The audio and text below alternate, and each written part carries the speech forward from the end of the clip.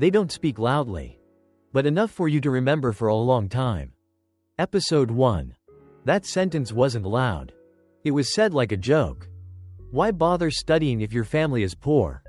No one laughed out loud. Just a few smirks. I stood there. Said nothing. Not because I didn't have an answer, but because I knew. Answering right then would only make that sentence live longer. I heard it clearly. Every single word. That night, I lay in bed, looking at the ceiling.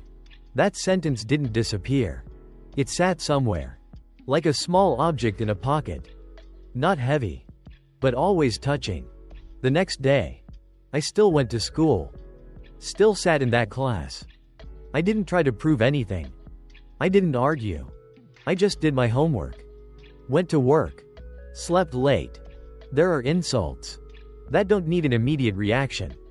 They reveal themselves when you don't disappear. I didn't know how things would turn out, but I knew one thing then. If I stopped, that sentence would be right. And I didn't want it to be right. No one says you're bad. They just don't choose you. Episode 2. The reply email came quickly. Thank you for your interest.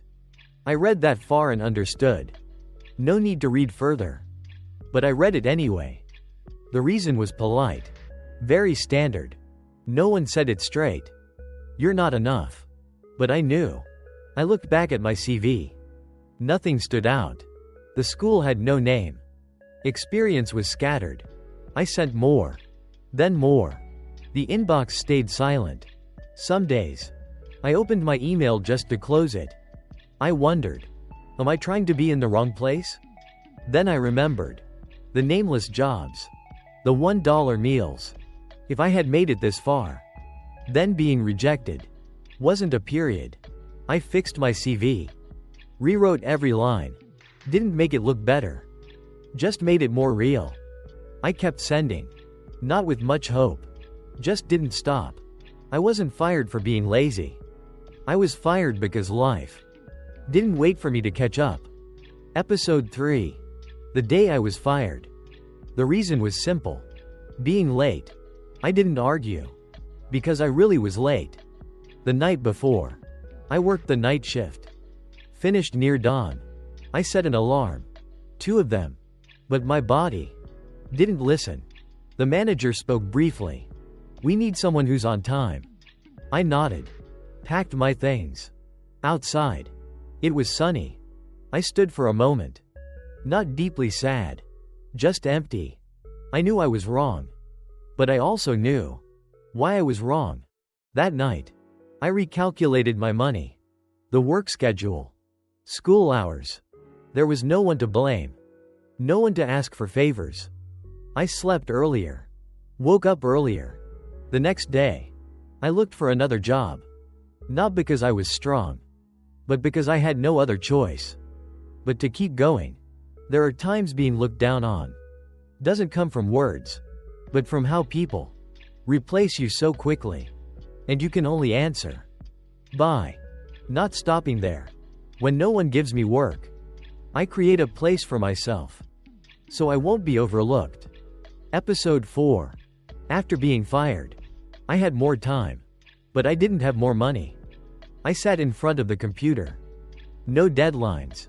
No one assigned me work. Only one clear question. If no one gives me a chance, what do I have left? I reopened the lessons I had learned. Reviewed from the beginning. Slowly. Some parts one understood. Some I didn't. I didn't skip them. I stopped. Searched. Tried. The first project I set for myself. No one requested it. No one waited for the result. I did it at night. When the room was quiet. When my head was less noisy. Some days, after finishing a small part, I saved it. Looked at it. Then turned off the machine. No showing off. No posting. The second project, I did a bit better. Fewer errors. Clearer. I began to understand. When no one sees you as an option, you must make yourself someone who cannot be easily ignored. I didn't work fast, but I was steady. A little bit every day. No one clapped. No one gave a grade. But every time I opened a project, I knew. This is something no one can take away. There are people who only hear you after you have gone far enough. Episode 5. An email arrived in the afternoon. The sender's name was very familiar. It was the person who said those words. The words I didn't forget. I opened the email. Read slowly. No apology. No mention of the past. Just a proposal to collaborate. Very normal.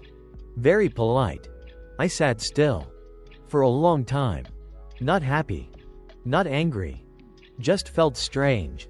I remembered the nights of self-study. The projects no one saw. The times I was rejected. This email didn't make it all disappear. But it stood there. Like a small milestone. I replied. Short. Clear. Didn't mention the past. Didn't tell them I was once looked down on. Not because I was noble. But because I didn't need to. We met. Talked about work. No one mentioned what was said that year. I looked at them. They looked at me. We speak the same language now. Not words. But work done. The meeting ended. I left. On the way, I thought of something very simple. There are people who only hear you when you have gone far enough. And at that time, you don't need to look back to explain who you are. We're more than just viewers, we're companions. Subscribe so we don't lose touch.